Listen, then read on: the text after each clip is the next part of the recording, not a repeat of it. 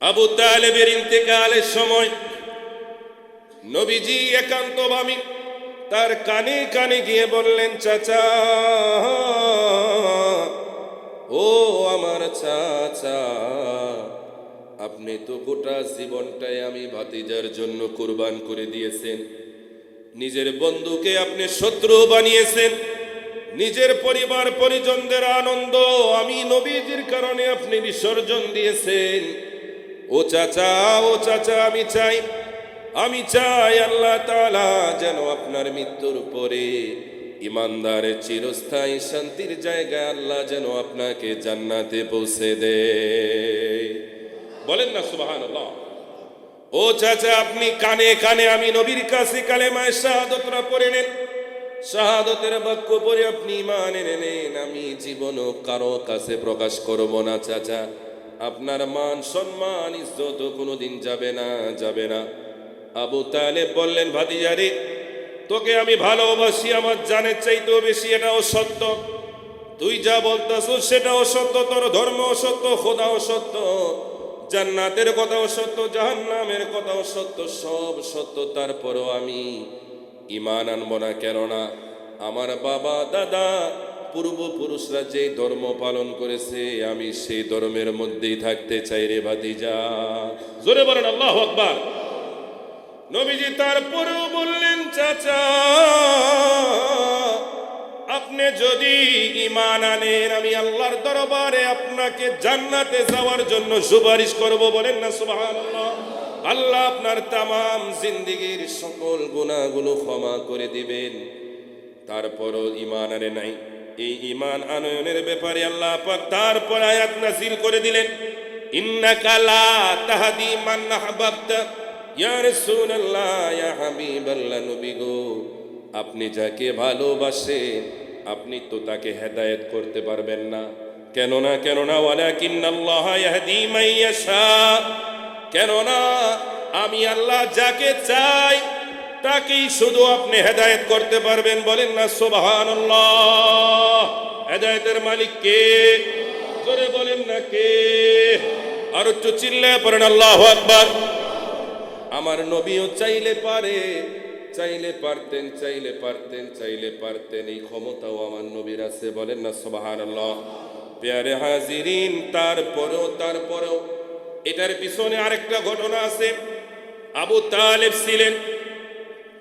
আবু তালেব ছিলেন তিনি ছিলেন কুরাইশদের একজন সম্ভ্রান্ত পরিবারের সন্তান এবং নেতা। তিনি যখন আমার নবীকে আগলিয়ে রাখতেন তিনি জানতেন আমি যদি আমার ভাতিজার প্রস্তাবে রাজি হয়ে যদি আমি ইসলাম ধর্ম গ্রহণ করি তাহলে কুরাইশরা আমার শত্রু হয়ে যাবে, আমার বিরুদ্ধে আচরণ করবে, যুদ্ধ করবে, আমাকে মেরে ফেলবে, আমাকে তাদের দল থেকে বহিষ্কার করবে, বিতাড়িত করবে। তখন আমার ধর্ম গ্রহণটা আমার ভাতিজার নিরাপত্তাহীনতা হয়ে যাবে। আমার ভাতিজা সে একা হয়ে যাবে, তাকে সাপোর্ট দেওয়ার মতন, লড়াই করার মতো কেউ থাকবে না। কেননা ওই সময় তো আমার কোনো শক্তিও নাই, সম্মানও নাই, ইজ্জতও নাই, আমাকে কেউ ভয়ও পাবে না। কথা বলে ঠিক কিনা? নবীজির কথা চিন্তা করেও তিনি ঈমান গ্রহণ করে নাই। এজন্যই প্রিয় নবীজি সাল্লাল্লাহু তাআলা আলাইহি ওয়াসাল্লাম ইরশাদ করেন, আমার চাচাও জাহান্নামে যাবে, এক সময় তিনি ঈমান গ্রহণ করে জান্নাতি হবেন। যতটুকু সময় তিনি জাহান্নামে থাকবেন, জাহান্নামীদের মধ্যে সব চাইতে কম শাস্তি তাকে প্রদান করা হবে। কিন্তু কেমন কম শাস্তি? হাদিস শরীফের মধ্যে নূরের নবী মায়ার নবীজি বলেন, আমার চাচা যখন জাহান্নামে যাবে তখন জাহান্নামের দায়িত্বরত ফেরেশতারা এক জোড়া জাহান্নামী জুতা এনে আমার চাচার সামনে দিবে। আবু তালেব সেই জুতা পরিধান করবে। জুতা পরিধান করার সাথে সাথে পা যেমনি ভাবে ফুটি গেলে হয়ে গেলে যেমন ভাবে টকবক টকবক করতে থাকে, ওই জুতা পরা দ্বারা আমার চাচার মাথার মগজগুলো এমনি ভাবে টকবক টকবক করতে থাকবে। আল্লাহু আকবার। এটাই যদি জাহান্নামের সবচাইতে বেশি শাস্তি না কম? সবাই বলেন। কম শাস্তি যদি এমন হয় তাইলে আমার মতো সলিমুদ্দিনের ফোলা কলিমুদ্দিন আপনাদের শাস্তি আমাদের শাস্তি কেমন হবে? কম না বেশি? কথা কয় না, কম না বেশি? নবীজিকে ভালোবাসনেওয়ালা এই খাতিরে আল্লাহ যদি সবচাইতে কম শাস্তি যদি জাহান্নামের জুতা পরিধান করে, তাহলে আমার আপনার শাস্তি কি হবে? আল্লাহ যেন জাহান্নাম থেকে আমাদেরকে বাঁচিয়ে দেয়। সকলে চিল্লায় পড়েন আমিন। ওরে মেরা যেতে আল্লাহ বলে, আরে কি চান আমার হাবিবি, বলেন না ইয়া রাসূলুল্লাহ। ওরে মেরা যেতে আল্লাহ বলে, আরে কি চান আমার হাবিবি, আমার মায়ার নবী কেন্দে বলে, রব্বি হাবলি উম্মতি, আল্লাহুম্মা সাল্লি সাইয়্যিদিনা মাওলানা মুহাম্মদ ওয়া আলা আলি সাইয়্যিদিনা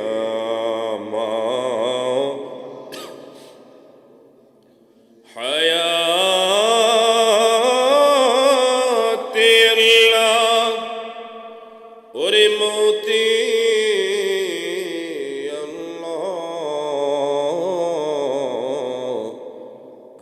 قلوبي الله زباني الله جري لا إله لا شبي لا إله لا جري لا إله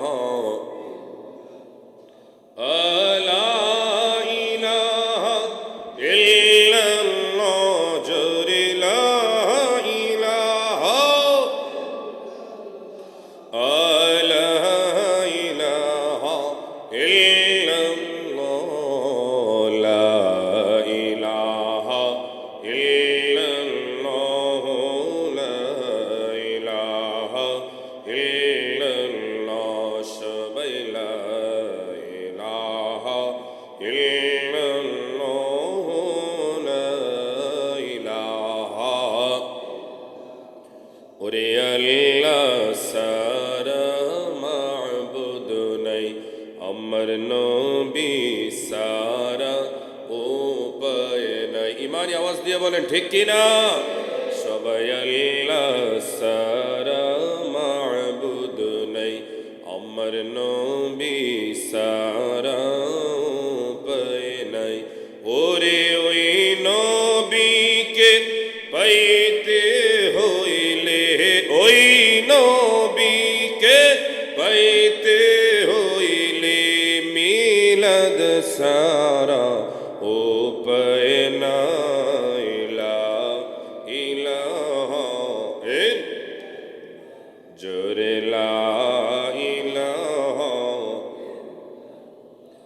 আলা ইলাহা ইল্লাল্লাহ, জোরে লা ইলাহা ইল্লাল্লাহ, লা ইলাহা ইল্লাল্লাহ, লা ইলাহা ইল্লাল্লাহ, লা ইলাহা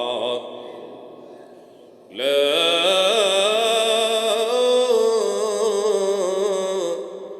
ইলাহা ইল্লাল্লাহু মুহাম্মাদুর রাসূলুল্লাহ সাল্লাল্লাহু তাআলা আলাইহি ওয়াসাল্লাম। আওয়াজ দিয়ে বলেন মারহাবা। পড়ো দুরূদ নবী মুস্তাফা রে, সময় যায়। পড়ো দুরূদ নবী মুস্তাফা, বলেন না ইয়া রাসূল। রাসূলুল্লাহ। আমরা নবীর শানে দুরূদ পড়তে চাই কি চাই না? ইমানি আওয়াজ দিয়ে বলেন না চাই কি চাই না? সবাই বলেন পড়ো দুরূদ নবী মুস্তাফায় রে, সময় যায় পড়ো দুরূদ। আমার আল্লাহ ছিলেন একা, আরে নাহি ছিল সখা, তখন আল্লাহ প্রকাশিতে চায়। আরে আমার আল্লাহ ছিলেন একা, আরে নাহি ছিল সখা, তখন আল্লাহ প্রকাশিতে চায়। আল্লাহ মোহাব্বতে পড়িয়া আরে নূরে মুহাম্মদি বানায়া, আল্লাহ মোহাব্বতে পড়িয়া নূরে মুহাম্মদি বানায়া, প্রকাশিলেন এই না ধরায় রে, সময় যায় পড়ো দুরূদ নবী মুস্তাফায়।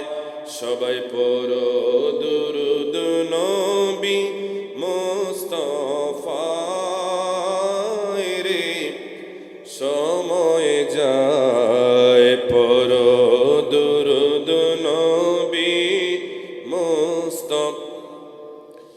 ওরে আল্লাহ বানাইয়া আদমকে আরে হুকুম করলেন রূহকে, ওরে ঢুকোর আদমের সিনায়। বলেন না ইয়া রাসূলুল্লাহ।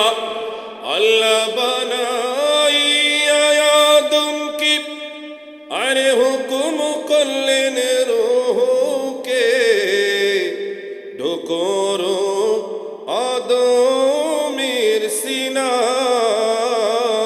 ওরে অন্ধকার দেখিয়া রূহ কান্দে কো, অন্ধকার দেখিয়া রূহ কান্দে কো, অন্ধকারে থাকা বিষণদায় রে, সময় যায় পড়ো দুরূদ নবী মুস্তাফায়, পড়ো দুরূদ নবী মুস্তাফায় রে, সময় যায় পড়ো দুরূদ নবী মুস্তাফায়। আরে দেখো কোরআন খুলিয়া আল্লাহ দুরূদ পড়ে সর্বদা, আরে সাথে নিয়ে আপন ফেরেশতা। বলেন না ইয়া রাসূলুল্লাহ। আরে দেখো কোরআন খুলিয়া আল্লাহ মিলাদ পড়ে সর্বদা, ওরে সাথে নিয়ে আপন ফেরেশতা। ওরে পড়ো দুরূদ নিজে মনে, আমার নূরের নবীর স্মরণে। আশিকে পড়ো দুরূদ নিজ মনে, আমার নূরের নবীর স্মরণে। আসবে নবী আপনে সিনায় রে, সময় যায় পড়ো দুরূদ নবী মুস্তাফায়। সবাই বলেন না পড়ো দুরুদ নবী মুস্তাফায় রে সময় যায় পড়ো দুরুদ নবী মুস্তাফায়। আশিক সর্বশেষ বলে আল্লাহ আশিকদের বাসনা নবীর চরণ সারা কইরো না আসি নবীর চরণের আশায়। ঠিক কিনা? আমরা নবীর দিদার চাই কি চাই না? নবীর চরণ চাই কি চাই না? নবীর দিদার নবীর চরণ পাইলে দুনিয়া এবং আখেরাতে বাদশাহী আছে কি নাই? কবরেও কোনো চিন্তা নাই, হাসরেও কোনো চিন্তা নাই, মরব কিভাবে সেটাও চিন্তা নাই। জোরে বলেন না ইয়া রাসূলুল্লাহ। আল্লাহ আশিকদের বাসনা নবীর চরণ সারা কইরো না আসি নবীর চরণের আশায়। ওরে একবার স্বপ্নের যোগে আসিয়া দিদার দাও না মিলায়া আসি তোমার দিদারের আশায় গো সময় যায় পড়ো দুরুদ নবী মুস্তাফায়। জোরে বলতে পারবেন ইয়া রাসূলুল্লাহ। আলহামদুলিল্লাহ ওয়া শুকরুলিল্লাহ ওয়াসসালাতু ওয়াসসালামু আলা রাসূলিল্লাহ। উপস্থিত সম্মানিত মুসল্লিয়ানি কেরাম, মুসল্লিয়ানি আযম, মুরব্বি বাজান, যুবক ভাইরা, এখন আল্লাহ তাআলার মহান হুকুম পবিত্র এই জুমার নামাজ পড়তে আসা রাস্তাঘাটে দোকানপাঠে আল্লাহ পাকের পেয়ারো বান্দারা, আশেপাশে থাকা আমার পর্দার আড়ালের সম্মানিতা মা ও বোনেরা সহ আসুন আমরা সর্বপ্রথম আল্লাহ সুবহানাহু ওয়া তাআলার দরবারে শুকরিয়া জ্ঞাপন করি যে মহান রব্বুল আলামিন আমাকে এবং আপনাদের সবাইকে অতীব দয়া করে মায়া করে যাচাই বাছাই করি আরবি 12 মাসের সপ্তম মাস, যে মাসটি হচ্ছে আমার আল্লাহ পাকের মাস। বলেন না সুবহানাল্লাহ। যে মাসটির নাম হলো রজব মাস, যে রজব মাসের দ্বিতীয় জুমার নামাজ আদায় করার জন্য যে আল্লাহ পাক আমাদেরকে কবুল করেছেন, আমরা খুশি না বেজার? আসুন আমরা সর্বপ্রথম ওই মহান রব্বুল আলামিনের আলিশান সুবহান দরবারে হৃদয়ের নিংড়ানো সবটুকু আবেগ অনুভূতি উজাড় করে সমবেত ভাবে সমবেত কণ্ঠে একসাথে সিংহের মতো গর্জন করে চিল্লায় পড়ি আলহামদুলিল্লাহ। তার সাথে সাথে লক্ষ কোটি কোটি দুরুদ ও সালামের নজরানা ওই নবীর নুরানি কদমে, যিনি বিশ্ব সভার সভাপতি, জোরে বলেন না সুবহানাল্লাহ, যিনি সমস্ত আম্বিয়া আলাইহিস সালাতু ওয়াস সালামদের মাথার মুকুট, যিনি ইমামুল আম্বিয়া, সুবহানাল্লাহ বলেন, যিনি ইমামুল মুরসালিন, যিনি খাতামুন নবিয়িন, যিনি শফিউল মুজনিবিন, যিনি আনিসুল গারিবিন, যিনি রাহমাতাল লিল আলামিন, যিনি রাহাতুল আশিকিন, যিনি মুরাদুল মুস্তাকিন, যিনি শামসুল আরিফিন, যিনি সিরাজুস সালিকিন, যিনি মিসবাহুল মুকাররাবিন, যিনি মুহিব্বুল ফুকারা ওয়াল গুরাবা ওয়াল মাসাকিন, যিনি সাইয়্যিদি সাকালাইন, যিনি নবীল হারামাইন, যিনি ইমামি কিবলাতাইন, সাহিবি কাবা কাউসাইন। চিল্লায়ে পড়েন আল্লাহু আকবার। যেই নবীকে আমার আল্লাহ তাআলা আজ থেকে ১৩,০০০ বছর আগে এই পবিত্র রজব মাসের ২৬ তারিখ দিবাগত রজনীতে আমার নবীজির গোটা জিন্দিগিটাই মুআজিজা, জোরে বলেন না সুবহানাল্লাহ। আলা হযরত ইমামে ইশকে মোহাব্বত ইমামে আহমদ রেজা খান ফাজিলে বেরলভী রহমতুল্লাহ আলাইহি তিনি বলেন, আমার নবীকে আমার আল্লাহ তাআলা একটি নয়, দুইটি নয়, ১০০০ ২০০০ নয়, আমার নবীর ৬৩ বছরের জিন্দেগিতে ৬৪,০০০ মুজিজা। বলেন না সুবহানাল্লাহ। কত হাজার মুজিজা? ৬৪,০০০ মুজিজা।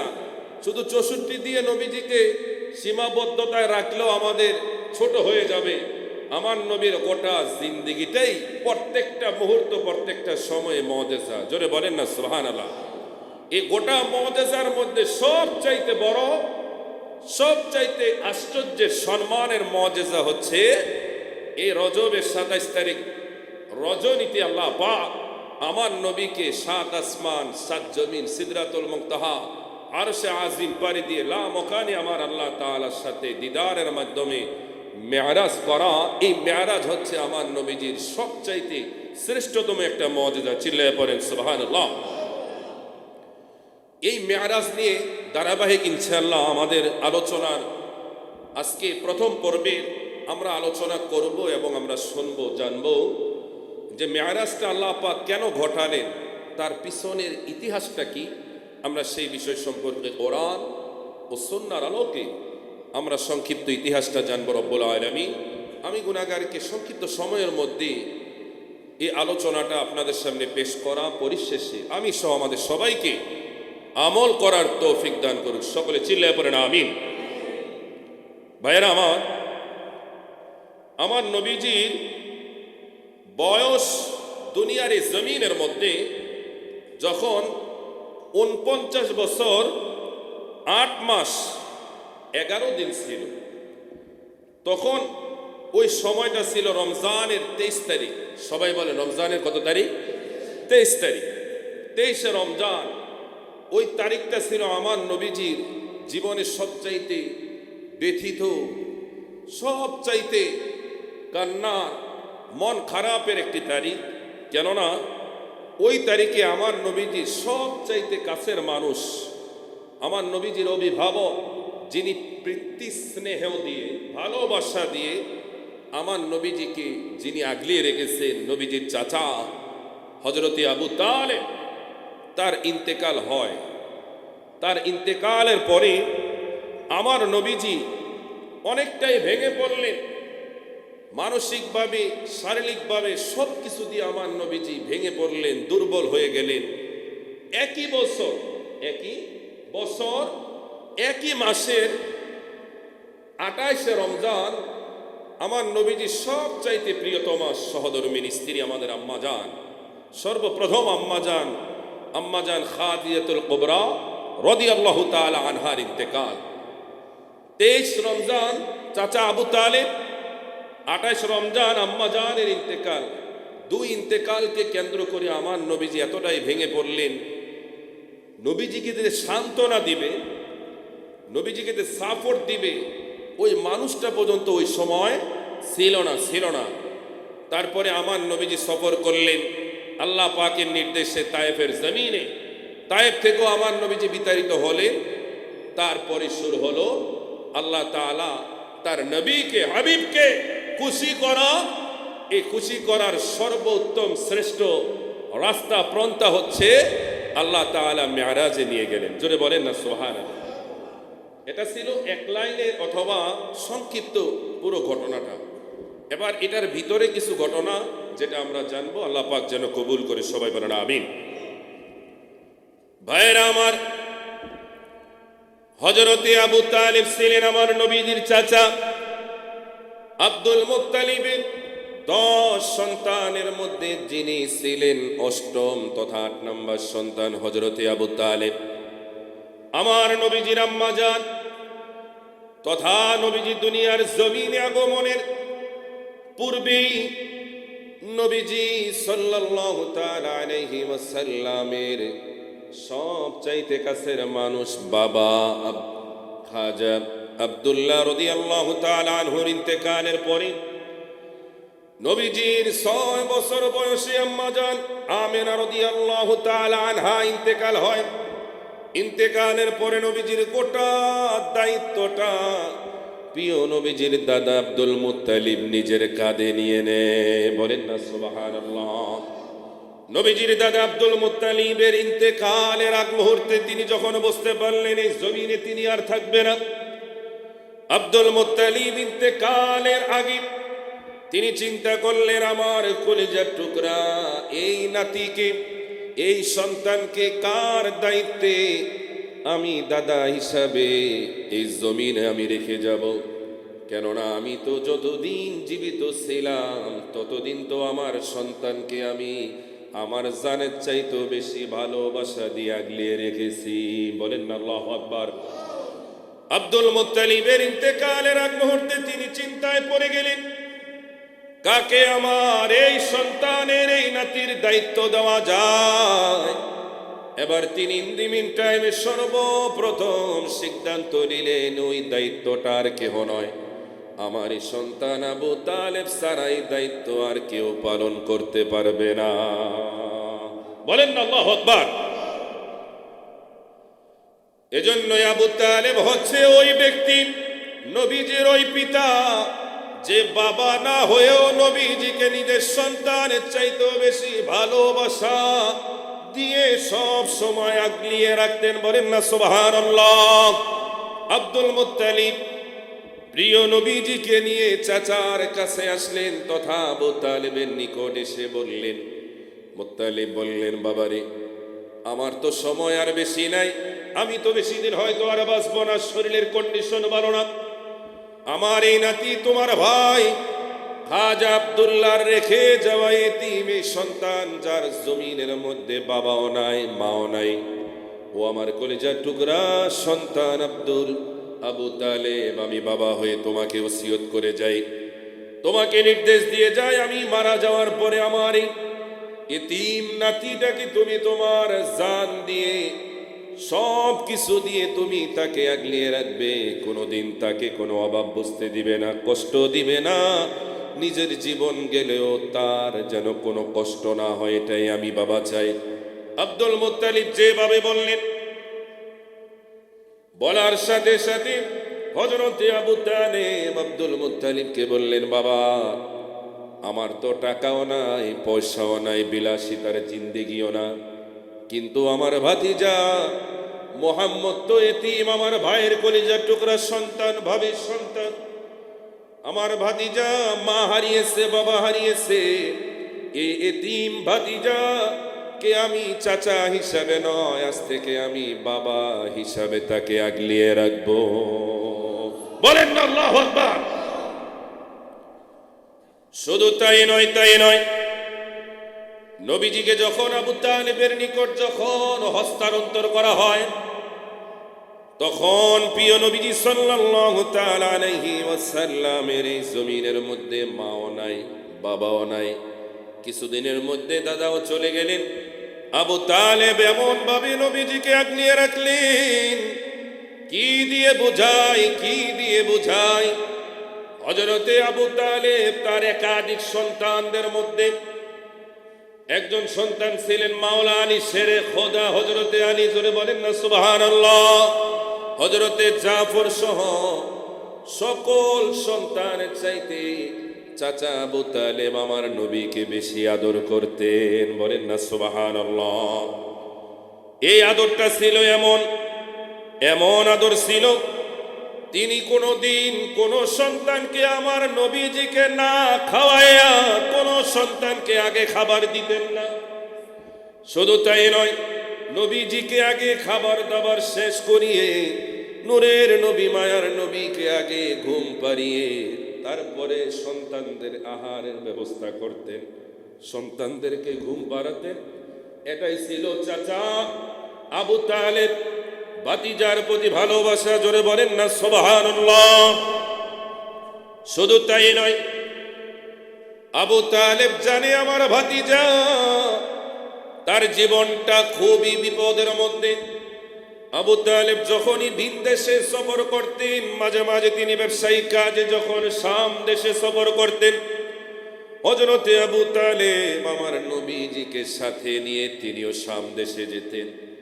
ওই শাম দেশের বড় বড় রাইটাররা, কবিরা, যারা আসমানি কিতাব নিয়ে যারা গবেষণা করত, তারা বলতো, হে আবু তালেব, তোমার সফর সঙ্গী তোমার যে ভাতিজা এই শামে এসেছে, আমরা ঘোষণা দিয়ে দিলাম তোমার এই ভাতিজার ভবিষ্যৎ অনেক উজ্জ্বল, অনেক সুন্দর, গোটা পৃথিবীটাই তার গোলামিতে ব্যস্ত হয়ে যাবে। বলেন না ইয়া রাসূলুল্লাহ। শুধু তাই নয়, আবু তালেব আমার নবীজিকে কিভাবে আগলিয়ে রাখতেন। নবীজির নবুয়ত ঘোষণার পরে মক্কার যে কাফেররা কিছুদিন আগেও, কিছু সময়ের আগেও নূরের নবী মায়ার নবীকে তারা বাঁকা চোখে তাকাতেন খুবই কম। কিন্তু যখন নবীজির উপরে যখন নবুয়ত ঘোষণা হয়ে গেল, চতুর্দিকে যখন নবুয়তের এলান হয়ে গেল, প্যারে হাজিরিন, ইন দি মিন টাইম ওই সময় আস্তে আস্তে দুশ্মনের রাসূলদের সংখ্যা বাড়তে লাগলো, প্রকাশিত হতে লাগলো। ওই সময় মক্কার কুরাইশরা নবীজিকে হুমকি দিতে লাগলেন, প্রকাশ্য হুমকি দিতে লাগলেন। নবীজির বিরুদ্ধে তারা একের পর এক মিটিং মিছিল করতে লাগলেন। ঠিক ওই মুহূর্তে আবু তালেব সকল কাফেরদের বিরুদ্ধে একাই তিনি ঢাল হয়ে নবীজির সামনে দাঁড়িয়ে তিনি চিৎকার দিয়ে বলতে লাগলেন, ওয়াল্লাহি লান ইয়াসিলু ইলাইকা বিজামাইহিম, জোরে বলেন আল্লাহু আকবার, হাত্তা আওশাদা ফিত তুরাবি দফিতুনা, বলেন না সুবহানাল্লাহ। দফিনা, তিনি বললেন আল্লাহর কসম, আল্লাহর কসম, ও কাফেররা, ও দুশ্মনেরা, ও আমার ভাতিজার শত্রুরা, আল্লাহর কসম খেয়ে আমি বলি, তারা দলবদ্ধ হয়ে হযরতে আবু তালেব নবীজিকে বললেন, ভাতিজারে, ও ভাতিজা, তুমি কাফেরদের হুমকিতে তুমি ভীত হইও না, দুর্বল হইও না, তুমি ভয় পেও না, কেননা আমি চাচা তোমার সাথে আছি, জোরে বলেন না সুবহানাল্লাহ। সমস্ত কাফেররা যদি এক গাঁটটি বেঁধে এক দল হয়েও যদি তোমার বিরুদ্ধে তারা দাঁড়িয়ে যায়, আমি চাচা আবু তালেব তোমার সামনে ঢাল হয়ে এই কাফেরদের বিরুদ্ধে আমি একাই দাঁড়িয়ে যাব, বলেন আল্লাহু আকবার। আমি যতক্ষণ এই মাটির উপরে থাকবো, জমিনে থাকবো রে ভাতিজা, মক্কার কোন কাফেরদের এত বড় দুঃসাহস নাই আমি আবু তালেবকে হত্যা করে তোমাকে তারা ক্ষতি করবে, হত্যা করবে, বলেন না সুবহানাল্লাহ। এজন্যই নবীজি কেঁদে কেঁদে বলতেন চাচার ইন্তেকালের পরে যে আমার চাচা যতদিন এই জমিনের মধ্যে জীবিত ছিল ততদিন কোন কাফের, ইহুদি, নাসারা, দুশ্মন, মুনাফিকেরা আমি নবীর দিকে হাত তুলবে দূরের কথা, আঙ্গুলও বাঁকা করতে পারে নাই, বলেন না আল্লাহু আকবার। শুধু তাই নয়, কুরাইশরা যখন দেখলো মুহাম্মদ সাল্লাল্লাহু তাআলা আলাইহি ওয়াসাল্লাম নবুয়ত প্রচার প্রসার করতে লাগলেন, বাপ দাদার জন্মকে চুনকালি মেরে নতুন ধর্মের তিনি প্রচার প্রসার করতে লাগলেন, একের পরে কুরাইশরা আবু তালিবকে প্রস্তাব দিতে লাগলেন। ওই সময় কুরাইশরা একটা প্রস্তাব দিল, হে আবু তালিব, আম্মার ইবনে ওয়ালিদকে আমরা তোমার দলে দিয়ে দিব, বিনিময়ে তুমি তোমার ভাতিজা মুহাম্মদকে আমাকে দাও। আবু তালেব ওই দিন বলেছিলেন, কাফেরেরা রে, শুধু আম্মার ইবনে ওয়ালিদ কেন, গোটা জগতের সকল সম্পদ, সকল শক্তিশালী মানুষদেরকেও যদি আমার দিকে দেওয়া হয়, মুহাম্মদকে তোদের হাতে আমি তুলে দেব না, বলেন না আল্লাহু আকবার।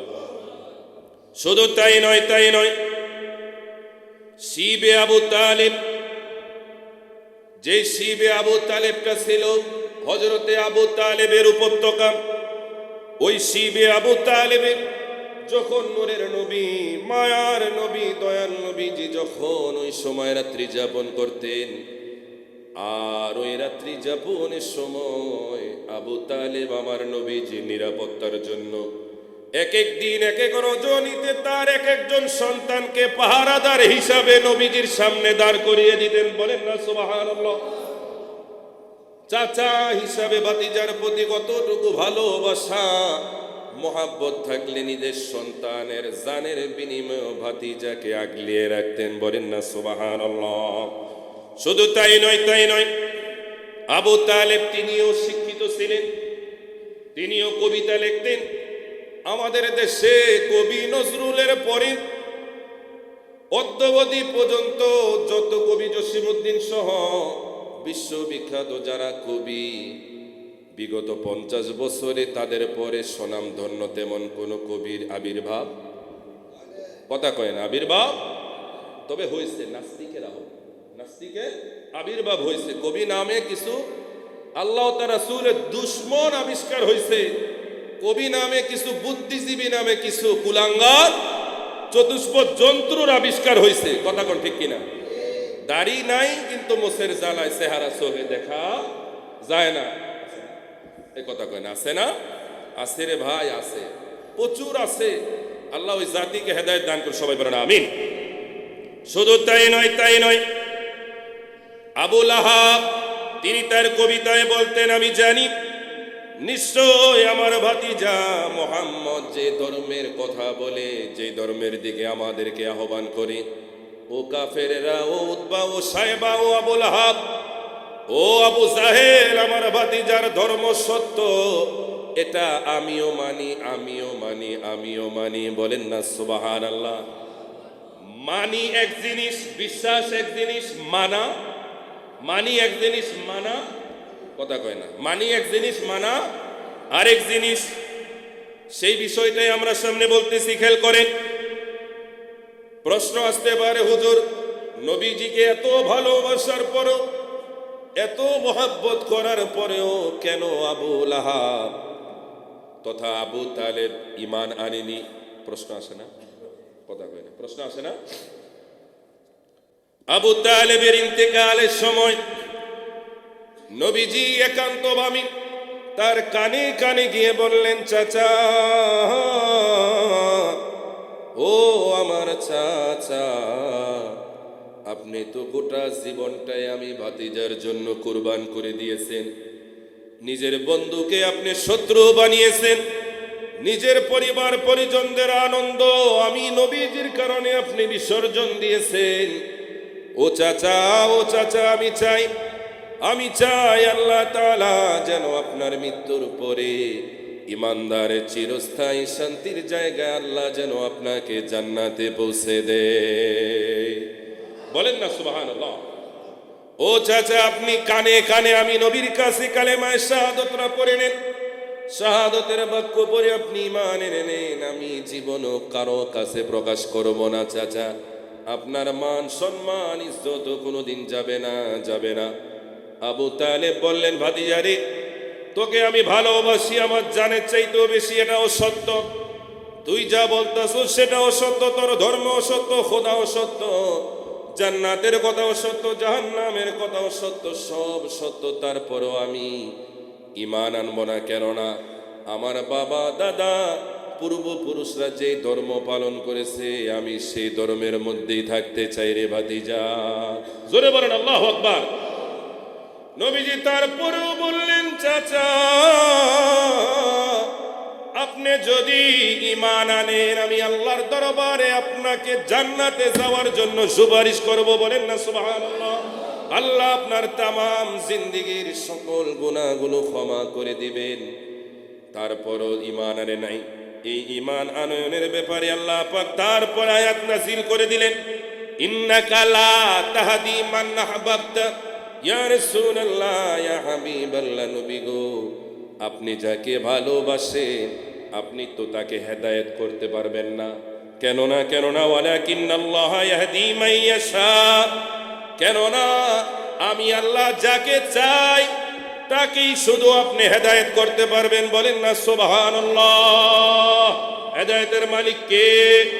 জোরে বলেন না কে? আর একটু চিল্লায় পড়েন আল্লাহু আকবার। আমার নবীও চাইলে পারতেন, এই ক্ষমতাও আমার নবীর আছে। বলেন না সুবহানাল্লাহ। প্যারে হাজিরিন, তারপরেও এটার পিছনে আরেকটা ঘটনা আছে। আবু তালেব ছিলেন তিনি ছিলেন কুরাইশদের একজন সম্ভ্রান্ত পরিবারের সন্তান এবং নেতা। তিনি যখন আমার নবীকে আগলিয়ে রাখতেন তিনি জানতেন আমি যদি আমার ভাতিজার প্রস্তাবে রাজি হয়ে যদি আমি ইসলাম ধর্ম গ্রহণ করি তাহলে কুরাইশরা আমার শত্রু হয়ে যাবে, আমার বিরুদ্ধে আচরণ করবে, যুদ্ধ করবে, আমাকে মেরে ফেলবে, আমাকে তাদের দল থেকে বহিষ্কার করবে, বিতাড়িত করবে। তখন আমার ধর্ম গ্রহণটা আমার ভাতিজার নিরাপত্তাহীনতা হয়ে যাবে। আমার ভাতিজা সে একা হয়ে যাবে, তাকে সাপোর্ট দেওয়ার মতন, লড়াই করার মতো কেউ থাকবে না। কেননা ওই সময় তো আমার কোনো শক্তিও নাই, সম্মানও নাই, ইজ্জতও নাই, আমাকে কেউ ভয়ও পাবে না। কথা বলে ঠিক কি? কিনা? নবীজির কথা চিন্তা করেও তিনি ঈমান গ্রহণ করে নাই। এজন্যই প্রিয় নবীজি সাল্লাল্লাহু তাআলা আলাইহি ওয়াসাল্লাম ইরশাদ করেন, আমার চাচাও জাহান্নামে যাবে, এক সময় তিনি ঈমান গ্রহণ করে জান্নাতি হবে। যতটুকু সময় তিনি জাহান্নামে থাকবে, জাহান্নামীদের মধ্যে সব চাইতে কম শাস্তি তাকে প্রদান করা হবে। কিন্তু কেমন কম শাস্তি? হাদিস শরীফের মধ্যে নূরের নবী মায়ার নবীজি বলেন, আমার চাচা যখন জাহান্নামে যাবে, তখন জাহান্নামের দায়িত্বরত ফেরেশতারা এক জোড়া জাহান্নামী জুতা এনে আমার চাচার সামনে দিবে। আবু তালেব সেই জুতা পরিধান করবে। জুতা পরিধান করার সাথে সাথে পা যেমনি ভাবে ফুটি গেলে হয়ে গেলে যেমন ভাবে টকবক টকবক করতে থাকে, ওই জুতা পরা দ্বারা আমার চাচার মাথার মগজগুলো এমনি ভাবে টকবক টকবক করতে থাকবে। আল্লাহু আকবার! এটাই যদি জাহান্নামের সবচাইতে বেশি শাস্তি না কম? সবাই বলেন, কম শাস্তি যদি এমন হয়, তাইলে আমার মতো সলিমুদ্দিনের ফোলা কলিমুদ্দিন, আপনাদের শাস্তি আমাদের শাস্তি কেমন হবে? কম না বেশি? কথা কয় না, কম না বেশি? নবীজিকে ভালোবাসনেওয়ালা এই খাতিরে আল্লাহ যদি সবচাইতে কম শাস্তি যদি জাহান্নামের জুতা পরিধান করে, তাহলে আমার আপনার শাস্তি কি হবে? আল্লাহ যেন জাহান্নাম থেকে আমাদেরকে বাঁচিয়ে দেয়। সকলে চিল্লায়ে পড়েন আমিন। এবার গেল 23 রোজায় আবু তালেবের ইন্তেকাল। এবার 28 রোজা। কয় রোজা? 28 রোজায় নবীজির প্রিয়তমা স্ত্রী আমাদের আম্মা জান হযরতে খাদিজাতুল কুবরা রাদিয়াল্লাহু তাআলা আনহার ইন্তেকাল। পড়েন না আল্লাহু আকবার। আরে আম্মা জান খাদিজাতুল কুবরা রাদিয়াল্লাহু তাআলা আনহা, তিনি তো দুনিয়ার জমিনে ওই মহিলা, যিনি পৃথিবীর জমিনে যত মহিলা রয়েছে সমস্ত মহিলাদের আগে সর্বপ্রথম যিনি মহিলা হিসাবে ইসলাম কবুল করেছেন, তিনি ছিলেন আম্মা জান খাদিজাতুল কুবরা রাদিয়াল্লাহু তাআলা আনহা। চিল্লায়ে পড়েন আল্লাহু আকবার। আমাদের দেশের সবচাইতে ভাইরাল বক্তা, পপুলার বক্তা, ইন্টারন্যাশনাল বক্তা, হাজার হাজার ফলোয়ার যার এক একটা বক্তব্য মিলিয়ন বিলিয়ন ভিউ হয়, এত বড় পপুলার বক্তা যখন আম্মা জানের শানে কথা বলে, বেয়াদবি আছে কি নাই? আরে কথা কয় না, আছে কি নাই? যেগুলো আমাদের ভাষায় বলা যাবে না। ভাইরা আমার, ওই বক্তার কথা শুনবেন যেই বক্তার মধ্যে এলেম কম হলেও আদব থাকে। আর কথা বলে না, আদবওয়ালা বক্তা যদি কুড়ে ঘরের মসজিদেও খেদমত করে, তার কথা শুনবে, হেদায়েত আছে কি নাই? গোটা পৃথিবীর সকল মানুষ যাকে ফলো করে তার ভিতরে যদি বেয়াদবি থাকে, ওই বেয়াদবের কথা শুনে হেদায়েতের কোনো সুযোগ নাই। কথা বলেন ঠিক কিনা? আম্মা জান ওই মহিলা, যিনি মহিলাদের মধ্যে সর্বপ্রথম ঈমান আনয়নকারী। শুধু তাই নয়, আম্মা জান ওই মহিলা যখন আমার নবীজির উপরে হেরা পর্বতের গুহায় নবীজির উপরে যখন সর্বপ্রথম ওহী আসে, আমার নবীজি ভয়ে কাঁপতে থাকে। দুর্বল হয়ে গেলেন, নবীজি থরথর করে কাঁপতে লাগলেন।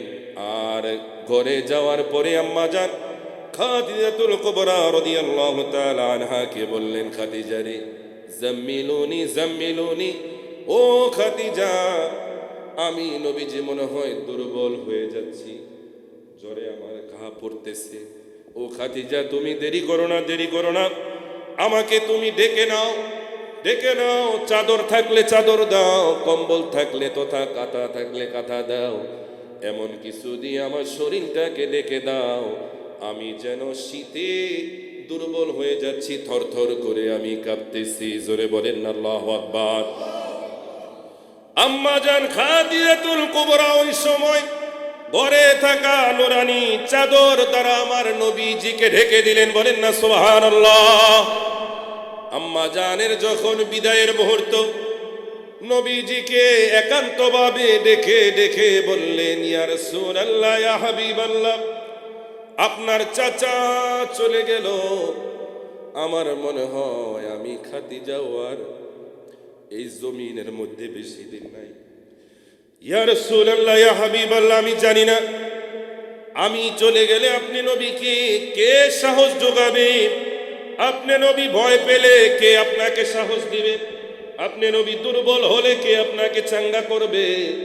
আপনি নবীজির অর্থের প্রয়োজন হলে কে আপনার এই অর্থের চাহিদা মিটাবে? ভালোবাসা দিয়ে আপনাকে আগলিয়ে রাখবে নবীজি। আমি খাদিজা চলে যাব, দুঃখ নাই, কিন্তু আপনাকে জমিনে একা রেখে যাচ্ছি, এটাই আমার জীবনের সবচাইতে বড় দুঃখ। বলেন না আল্লাহু আকবার। আরে আম্মা জান খাদিজা তো আমার নবীকে এমনি এমনি বিবাহ করেনি। আম্মা জান ছিলেন আগেই রাজার সন্তান দুলালী। তিনি প্রাসাদের উপরে দাঁড়িয়ে দাঁড়িয়ে তিনি দেখতেন আমার বাড়িতে যে রাখাল কাজ করি, ওই রাখাল কেমন রাখাল, দুনিয়ার রাখালের সাথে যারা আমার নবীকে তুলনা করে ওই বেঈমানদের ঈমান আছে কিনা? ভাইরা আমার, আম্মা জান দেখতে আমার নবী জমিনের মধ্যে যে মেঘ পাল চড়ায়, দুনিয়ার রাখালেরা পশুদেরকে আগে দেয় আর রাখাল পিছনে থাকে আর বাইরাইতে থাকে। আর আম্মা জান দেখলেন আমার নবীজিও রাখাল। আরে কেমন রাখাল, যে রাখাল আগে আসে হাজার হাজার মেঘপাল নবীজির পিছনে পিছনে আদবের সাথে ছুটতে থাকে। বলেন আল্লাহু আকবার। আম্মা জান এই মুজিজা দেখলেন, শুধু তাই নয়, তিনি দেখলেন নবীজি যতবার যেই জায়গায় যায় আসমানের মেঘের খণ্ডটা আমার নূরের নবী মায়ার নবীকে ছায়া দিতে থাকে। এক শায়ের বলেন, আরে নবীজির ওই পবিত্র মুজিজা আরে দেখা মা খাদিজা, আরে জীবন জৈবন সইপা দিলেন পায়। বলেন আল্লাহু আকবার। ওরে নবীজির ওই পবিত্র মুখে আরে দুধ খাইলেন যার বুকে, ধন্য হলো বিবি হালি মায়েরে, সময় যায় পর দুরুদ নবী মুস্তাফায়। বলেন না সুবহানাল্লাহ। এই আম্মা জান নবীজির মুজিজা দেখে নবীজির প্রতি তিনি আস্তে আস্তে আকৃষ্ট হয়েছেন, পাগল হয়েছেন।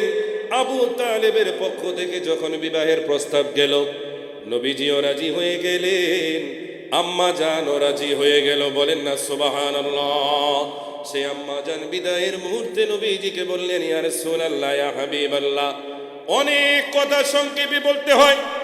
নবীজিকে বললেন, ইয়া রাসূলুল্লাহ, হেরা গুহায় আপনি নবীজির উপর সর্বপ্রথম ওহী নাযিলের পরে আপনি নবীজি যেভাবে গড়ে এসে ভীত হয়ে গেলেন, দুর্বল হয়ে গেলেন, আমি খাদিজা আপনি নবীকে যে চাদর দ্বারা আবৃত করেছি, আগলিয়ে রেখেছিলাম, যেই চাদরটা দ্বারা আপনি নবীজি নিজের দেহ মোবারকটা জড়িয়েছেন, আমি খাদিজার ইন্তেকালের পরে গো ওই চাদরটা দ্বারা আপনি আমার কাফনের ব্যবস্থা করে দিবেন। আল্লাহু আকবার। শুধু তাই নয়, তাই নয়, আম্মা জান আয়েশা বলি, প্রিয় নবীজি সাল্লাল্লাহু তাআলা আলাইহি ওয়াসাল্লামের একাধিক স্ত্রীর প্রতি আমার কোনো হিংসা তো দূরের কথা, ইচ্ছাও ছিল না, কিন্তু আমি সব সময় আম্মা জান খাদিজাতুল কুবরা রাদিয়াল্লাহু তাআলা আনহাকে ইচ্ছা করতাম। কেননা যখনই নবীজির কাছে যেতাম, নবীজির সাথে থাকতাম, নবীজি প্রতিটা সময় সব সময় আম্মা জান খাদিজার কথা বলতেন। বলেন না সুবহানাল্লাহ। আম্মা জান একদিন বললেন, আয়েশা রাদিয়াল্লাহু তাআলা আনহা বললেন, ইয়া রাসূলুল্লাহ, ইয়া হাবিবাল্লাহ, ও মায়ার নবী, দয়ার নবী, আমরা কি আপনাকে ভালোবাসি না? আপনি কি আমাদের স্বামী, আপনি আপনার স্ত্রী তো আমরা কি আপনার স্ত্রী না? আমরা কি আপনাকে ভালোবাসি না, আদর করি না, যত্ন করি না, খেদমত করি না? তারপরও কেন সব সময় আপনি খাদিজার কথা বলেন? নবীজি বললেন, আয়েশা রে, ও আয়েশা, কেন বলি তোমরা জানোনি, তোমরা হচ্ছে আমার সুখের দিনের সঙ্গী। যেই সময় আমি নবীজির কোনো দুঃখ নাই, কোনো শত্রু নাই, কেহ নাই, কেহ নাই, আমি নবীজি শুধু বাদশা। বলেন না সুবহানাল্লাহ। আর আমার খাদিজা আমার ওই জীবনের সঙ্গী, যে সময় আমার চতুর্দিকে শুধু শত্রু আর শত্রু, আমার টাকা নাই, সহায় নাই, সম্বল নাই, কিচ্ছু নাই, কিন্তু ওই সময় আমার খাদিজা আমার সাথে ছিল। আজকে আমার সব আছে, কিন্তু আমার খাদিজা আমার সাথে নাই। তোমরা হচ্ছে সুখের দিনের সঙ্গী, আর আমার খাদিজা হচ্ছে দুঃখের সঙ্গী। জোরে বলেন না সুবহানাল্লাহ। ও মা ও বোনদের যারা শোনে, এই থেকে প্রমাণ পাওয়া যায় ওই স্ত্রী সবচাইতে ভাগ্যবান যে স্বামীর অসচ্ছলতার পরেও স্বামীকে ছাড়ে, স্বামী গরিব হওয়ার পরেও স্বামীকে সবসময় ভালোবাসা দিয়ে সে চাঙ্গা করে রাখে। এমন স্ত্রী ঘরে ঘরে মনে হয় অনেক বেশি। আমাদের প্রত্যেকের ঘরে ঘরে এমন স্ত্রী আছে না? কম না বেশি? কম। আমরা দোয়া করি আল্লাহ যেন আমাদের প্রত্যেকের ঘরে ঘরে এমন স্ত্রী কবুল করে। সকলে চিল্লায় পড়েন আমিন। একটু মহব্বতে বলেন না আমিন। ভাইয়েরা আমার, সর্বশেষ কথা শোনেন। আমরা যে আম্মাজানের কথা বললাম, ওই আম্মাজান ওই মহিলা যাকে স্বয়ং আল্লাহ সালাম দিয়েছে, যার মুনকার নাকিরের সওয়াব স্বয়ং রব্বুল আলামিন নিজেই দিয়েছেন। জোরে বলেন না সুবহানাল্লাহ। এক মুসল্লিয়ানে কেরাম প্রশ্ন করেছেন যে হুজুর, আম্মাজান খাদিজার কি জানাজা হয়েছে? জানাজা হইলে ইমামতি কে করছে? তো আমি তাদেরকে বলতে চাই, ওই সময় জানাজার বিধান ছিল না।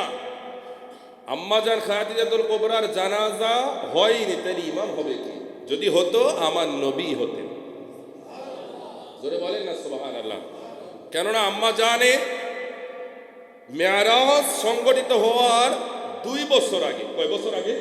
2 বছর আগে আম্মাজানের বিদায়। নামাজই ফরজ হয় না, জানাজা ফরজ হলো কোথেকে? কথা ঠিক কিনা? তাহলে কিভাবে হয়েছে? আমার নবীজি দোয়া করেছেন আল্লাহর দরবারে। বলেন না সুবহানাল্লাহ। আল্লাহ, যে খাদিজা আমার জন্য তার গোটা জীবনটাকে কুরবান করেছে, আয় আল্লাহ তুমি তোমার কুদরতি কোলে তাকে কবুল আর মঞ্জুর করে নাও। জোরে বলেন না আমিন। আরো জোরে মহব্বতে বলেন আমিন। সে আম্মাজান একদিকে খেয়াল করেন, আবার একটু রিপ্লাই করি। আজকের আলোচনার বিষয়বস্তু ছিল মেয়ারাজটা কেন হলো। সবাই বলেন মেয়ারাজ কেন হলো? এই কেন উত্তরটা হচ্ছে 23 রমজান, নবীজির বয়স 49 বছর 8 মাস 13 দিন। 23 রমজানে চাচার ইন্তেকাল, 28 রমজান আম্মা জানের ইন্তেকাল, মানে সহধর্মিনী প্রিয়তমা স্ত্রীর ইন্তেকাল। তো 5 দিন আড়াআড়ি 2 জন প্রিয় মানুষের ইন্তেকালের পরে নবীজি বলেন, আর কুরাইশদের যন্ত্রণায় আর এই জায়গায় আমার থাকা যাবে না। প্রিয় পালিত পুত্র যায়েদ ইবনে হারিসকে নিয়ে নবীজি চললেন তায়েফে। তায়েফে যাওয়ার পরে নবীজি আরো নির্যাতিত, নিপীড়িত, রক্তাক্ত। তারপরে নবীজি তায়েফ থেকে ফিরে আসলেন। আল্লাহ বললেন, জিবরাইল আর দেরি নয়, আমার বন্ধুকে এবার খুশি করার সময় এসে গেছে। বলেন না সুবহানাল্লাহ। চতুর্দিকে দুনিয়ার সব পরিবেশ, মানুষ, রাস্তাঘাট সব শুধু কষ্ট আর কষ্ট, শত্রু আর শত্রু, অশান্তি আর অশান্তি। ইন দি মিন টাইম আল্লাহ তাআলা আমার নবীজিকে মেয়ারাজে নিয়ে নবীজিকে খুশি করে দিলেন। জোরে বলেন না সুবহানাল্লাহ। আমরা খুশি না বেজার? জোরে বলেন খুশি না বেজার? এই মেয়ারাজ নিয়ে আমাদের মধ্যে সুলকানি আছে না? আমরা মেয়ারাজ শরীফ পালন করি, অনেকে মাথা খারাপ হয়ে যায়, অনেকে পাগল হয়ে যায়। এরকম পাগল আছে না যারা মেয়ারাজ মানে না। আরে তোর মতন কপাল পরা কমবক, তুই মানুষ না, মানিস না, তোর কপালও নাই তো। আমরা মানি, আমাদের কপালে আছে। কথা কয় না? যারো ছিল সিন্নি খাইলা মোল্লা ছিল না। মেয়ারাজ যদি অস্বীকার করে, নামাজ পড়ার সুযোগ আছে নাকি? কেউ একজন হাত তোলে যে হুজুর হওয়া মেয়ারাজ অস্বীকার করি, নামাজ পড়ার সুযোগ আছে। মেয়ারাজের মাধ্যমেই তো নামাজ। কথা বলে ঠিক কিনা? তো এই জন্য নামাজকে অন্তত শুকরিয়া আদায় করে হলেও ওই দিবসটাকে আপনারা একটু মূল্যায়ন করবেন, রোজা পালন করবেন, ওই রজনীতে ইবাদত করবেন। বাধা দেওয়ার কি আছে? যারা বাধা দেয় দিব, তাদের কাজ এইটা, কারণ শয়তান তাদেরকে গুতায়, তারা আপনাদেরকে গুতাইবে। কথা বলে ঠিক কিনা? আমরা তাদের গুতা খাইতেও চাই না। আমরা ভাই আসেন না, ইবাদত করি, রোজা পালন করি, আমরা নফল ইবাদত বন্দি করি, চাই কি চাই না? কোনো মারামারি নাই, কাটাকাটি নাই, কোনো বিরোধিতা নাই। একদিন করে দেখেন না, দুরুদ ও সালাম কত মজা। যে না করে সে কোনোদিন বুঝবে না। আল্লাহ পাক এই পবিত্র এই রজব মাসের ফয়েজ, বরকত, রহমত, নিয়ামত কবুল করুক। সকলে চিল্লায়া পড়ে না আমিন। সকলে চিল্লিয়ে পড়েন না আমিন।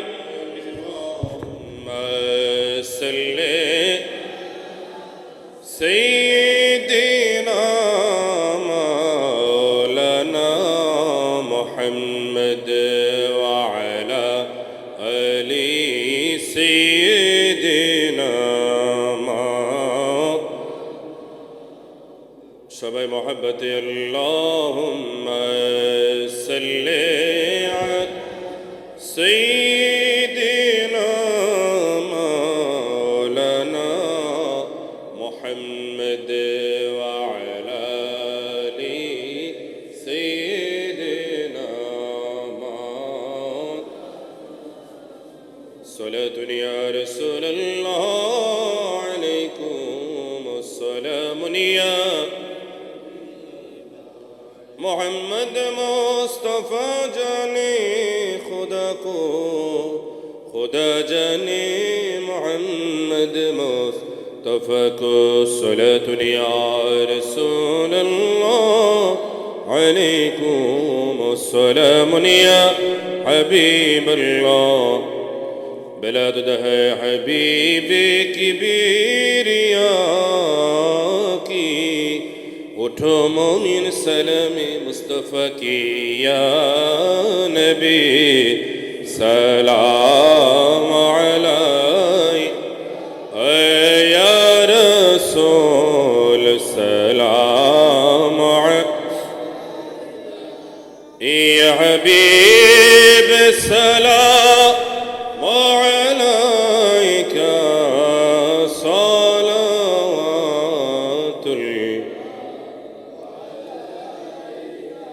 নবীজি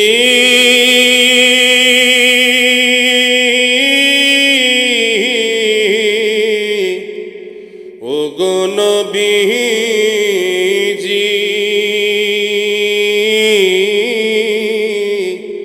ও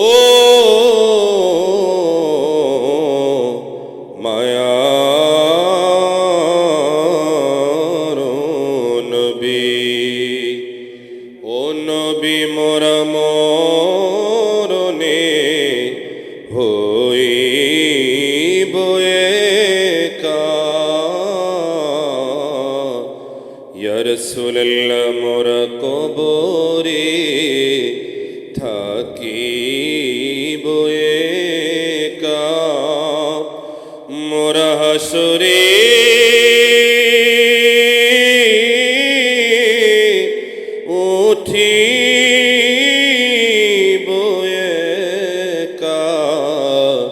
সেথায় পাই যেন আপনার দেখা ইয়া নবী সালাম আলাইকা ইয়া রাসূল সালাম আলাইকা ইয়া হাবিব সালাম আলাইকা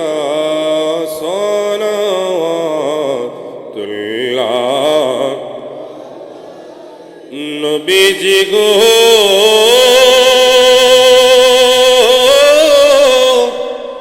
ও গো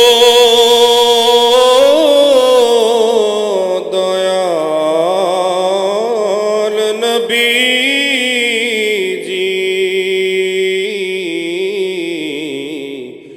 ও গো উম্মতের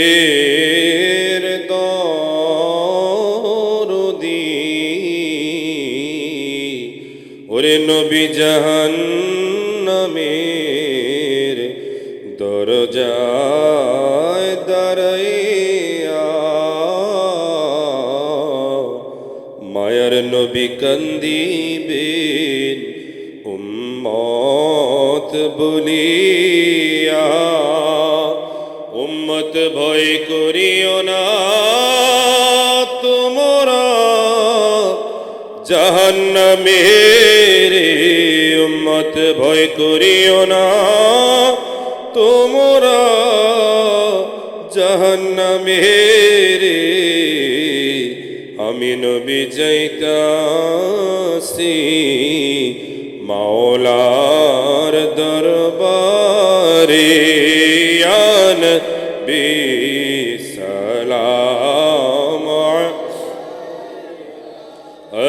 ইয়া রাসূল সালাম আলাইকা ইয়া হাবিব সালাম আলাইকা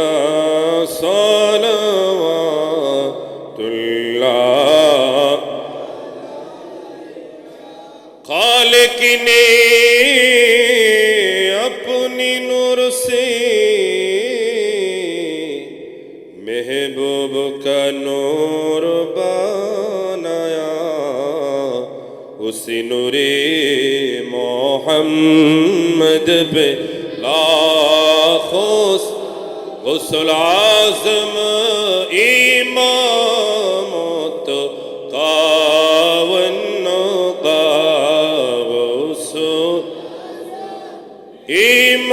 इमामत कावन जलवाए शाने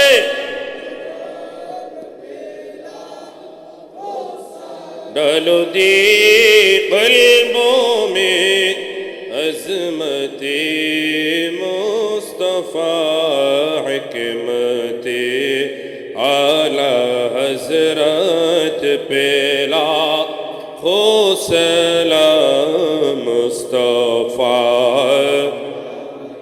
और नमाज अदाई करे अल्लाह ताआला আমি গুনাহগার তোমার কতিপয় কতগুলো বান্দাদেরকে নিয়ে এই বান্দাগুলোর মধ্যে মুরব্বি বাজান রয়েছে যুবক ভাইয়েরা মাসুম বাচ্চারা রয়েছে যারা নামাজ আদায় করার পরেও তোমার মহাব্বতে তোমার নবীর মহাব্বতে পড়ে আজিমুশান এই মিলাদ শরীফের মাহফিলে যারা অংশগ্রহণ করে তুমি মাওলার দরবারে যদি হাত তুলে দিল হাজিরানা মুসলিম আমাদের গুনার দিকে না তাকাইয়া তোমার রহিম রহমান নামের খাতিরে তোমার বন্ধু রহমাতুল লিল আলামিন নবীজির খাতিরে আমাদের এই মিলাদ মাহফিল তুমি মাওলা শাহের দরবারে কবুল আর মঞ্জুর করে নাও আয় আল্লাহ তাআলা লক্ষ কোটি কোটি গুণ বাড়াইয়া মক্কার মতি মদিনার জ্যোতি ব্যথার ব্যথি দুকুলের সাথী উম্মতের কান্ডারি উম্মতের জান উম্মতের প্রাণ উম্মতের জিম্মাদার নবীজির কদম মোবারকে আমাদের হাদিয়াগুলো কবুল আর মঞ্জুর করে নাও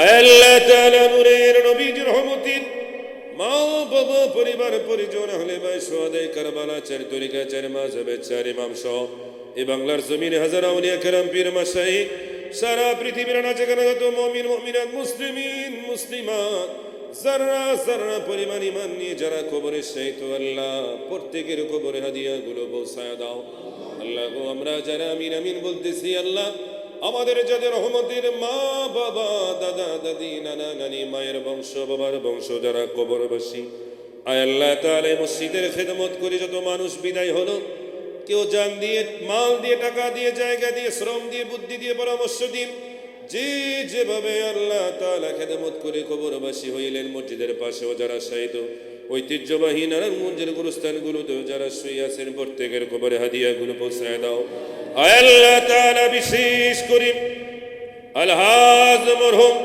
মকবুল সৌরভ সাহেব তার সহধর্মিনী সহ এই বংশের মধ্যে যত মানুষ কবরবাসী আল্লাহ বিশেষ করে তাদের রেখে যাওয়া কলিজার টুকরা সন্তান আয় আল্লাহ তাআলা ফরিদ আক্তার টিপু ভাইয়ের মৃত্যুবার্ষিকী উপলক্ষে আজকে দোয়ার আয়োজন আয় আল্লাহ তাআলা ভাই সহ মা বাবা উভয়ের কবর জান্নাতুল ফেরদাউসের টুকরা বানিয়ে দাও আয় আল্লাহ রাসেল ভাই সোহান ভাইয়ের বড় ভাই টিপু ভাইকে আল্লাহ তাআলা জান্নাতের সুউচ্চ মাকামে পৌঁছে দাও তাদের রেখে যাওয়া পরিবার পরিজন ভাই আত্মীয় স্বজন যারা রয়েছে সৌরভ সাহেবের পরিবার পরিজন যারা যে যে অবস্থায় রয়েছে আয় আল্লাহ তাআলা সবাইকে কবুল করে নাও আয় আল্লাহ তাআলা ভাই মুর্শিদকে ইমাম সাহেবদেরকে আয় আল্লাহ তাআলা সবাইকে ভালোবাসে মহব্বত করে খোঁজখবর সহযোগিতা করে আয় আল্লাহ আরো বেশি বেশি গোটা পরিবার যেন সহযোগিতা করে সেই তৌফিক দান করে দাও আয় আল্লাহ তাআলা আজকের মিলাদ মাহফিলে তাবারক আমাদের শরীরের রোগ বালা মুসিবতের শেফা হিসাবে কবুল আর মঞ্জুর করে নাও আমরা যারা পেয়েছি আয় আল্লাহ তাআলা আল্লাহ না করুক আয় আল্লাহ তাআলা যদি যারা না পায় আয় আল্লাহ সবাইকে ধৈর্য ধারণে তৌফিক দান করে দাও। আয় আল্লাহ তাআলা ইতাবারু, আয় আল্লাহ আমাদের জন্য রোগের শেফা বানিয়ে দাও। আয় আল্লাহ মিলাদ মাহফিল আমাদের শরীরের রোগের শেফা বানিয়ে দাও। দুরুদ ও সালাম দিয়ে আমাদের ঈমানটাকে তুমি কবুল আর মঞ্জুর করে নাও। আয় আল্লাহ বিশেষ করে আমাদের দেশনেত্রী বাংলাদেশ জাতীয়তাবাদী দল বিএনপির তিনবারের সফল প্রধানমন্ত্রী মাবুদ গো, কোটি মানুষের জননী, আয় আল্লাহ তাআলা গত কিছুদিন আগে তোমার ডাকে সাড়া দিয়ে জনমের মতো আয় আল্লাহ তাআলা কবরবাসী হইলেন। আল্লাহ তোমার বান্দিকে তুমি মাফ করে দাও। হাজার হাজার লক্ষ লক্ষ কোটি মানুষের উপস্থিতি জানাজার সদকায় তার কবর জান্নাতুল ফেরদাউসের টুকরা বানিয়ে দাও। আয় আল্লাহ তার দল সহ তাকে যারা ভালোবাসতেন সবাইকে কবুল আর মঞ্জুর করে নাও। এমনি ভাবে দেশের জন্য, দেশের মানুষের জন্য যে যেভাবে নাম না জানা শহীদ জ্ঞান সহ আয় আল্লাহ 30 লক্ষ শহীদ, 2 লক্ষ মা বোনদের সম্মান সহ আয় আল্লাহ যারা যে যেভাবে কবরস্থ হইলেন প্রত্যেকের কবরে হাদিয়াগুলো পৌঁছায়া দাও। আয় আল্লাহ দেশকে ভালোবাসা মহব্বত করা আমাদের সবাইকে তৌফিক দান করে দাও। যারা দেশের মানুষের দায়িত্ব নেওয়ার জন্য ইচ্ছুক আয় আল্লাহ লক্ষ লক্ষ কোটি কোটি টাকা যারা খরচ করতেছে ওই ভাইদেরকে আল্লাহ তাআলা দেশপ্রেম নিয়ে কাজ করার তৌফিক দান করে দাও। আমাদের সবাইকে হজ্জে বাইতুল্লাহ জিয়ারতে মদিনা নসিব করে দাও। আমাদের মধ্যে যারা অসুস্থ, বিশেষ করে প্রিয় আব্দুর রহমান ভাই সহ আয় আল্লাহ বাবা সহ আয় আল্লাহ সোহান সাহেব সহ আয় আল্লাহ তার পরিবার পরিজনদের মধ্যে আয় আল্লাহ তার যে সাহেব সহ প্রিয় আবু সাইদ ভাই সহ আয় আল্লাহ বকিট্টনাবাসীর মধ্যে হাজিরানা মজলিসের মধ্যে যারা অসুস্থ সুস্থতা দান করে দাও। আয় আল্লাহ তাআলা জানি না কোন দিন কোন সময় কোন জায়গায় মালাকুল মউত আমাদের সামনে হাজির হয়। আয় আল্লাহ তাআলা মৃত্যুর ওই কঠিন মুসিবতের সময় আমরা যেন ঈমান নিয়ে যেতে পারি সেই তৌফিক দান করে দাও। আয় আল্লাহ আজকের এই তাবারুকে যে যুবক ভাইয়েরা সেলিম ভাই সহ সৌরভ সাহেবের আওলাদ সন্তানেরা ভাই বাতি যারা যে যে অবস্থায় খেদমত করেছে সবাইকে কবুল করে নাও। আয় আল্লাহ শাহজালাতের ওই কঠিন মুসিবতে নূরের নবীজিকে আমাদের শিওরে রাখিয়া নূরের নবীজির নুরানি মোবারক চেহারা দেখায়া হাউজে কাউসারের পানি পান করায়া আপন আপন পীর মুর্শিদকে সামনে রাখিয়া আমাদের সকলের মুখে অন্তরে দিনে করবে মধুর কালেমা জারি করায় দিও লা ইলাহা ইল্লাল্লাহু মুহাম্মাদুর রাসূলুল্লাহ সাল্লাল্লাহু তাআলা। আসসালামু আলাইকুম ওয়া রাহমাতুল্লাহি ওয়া বারাকাতুহু।